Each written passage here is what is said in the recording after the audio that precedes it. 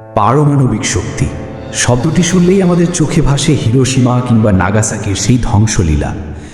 বাংলাদেশও এখন সেই শক্তির মালিক, কিন্তু প্রশ্ন হচ্ছে, বিদ্যুৎ কেন্দ্রের আড়ালে বাংলাদেশ কি তৈরি করতে যাচ্ছে ভয়ঙ্কর কোনো পরমাণু বোমা?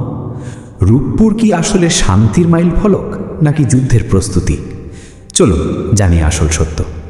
অনেকেই মনে করেন পারমাণবিক বিদ্যুৎ কেন্দ্র মানেই বোমার কারখানা, কিন্তু বাস্তবতা একদম ভিন্ন। রূপপুর প্রকল্পে ব্যবহৃত হয় ইউরেনিয়াম 235, যাকে মাত্র 3 থেকে 5% সমৃদ্ধ করা হয়, যা কেবল বিদ্যুৎ তৈরির জন্যই কার্যকর।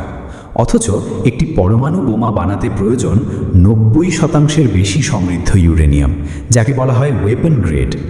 এই বিশাল সমৃদ্ধকরণের প্রযুক্তি বা অবকাঠামো কোনোটিই রূপপুরে নেই।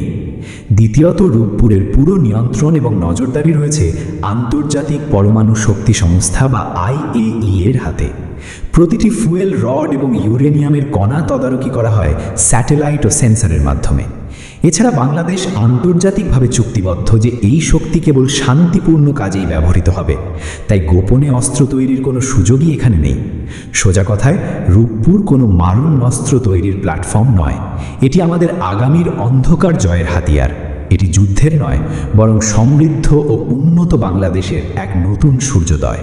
তাই ভয় নয়, গর্বের সাথে মাথা উঁচু করে দাঁড়ানোর সময় এখনই।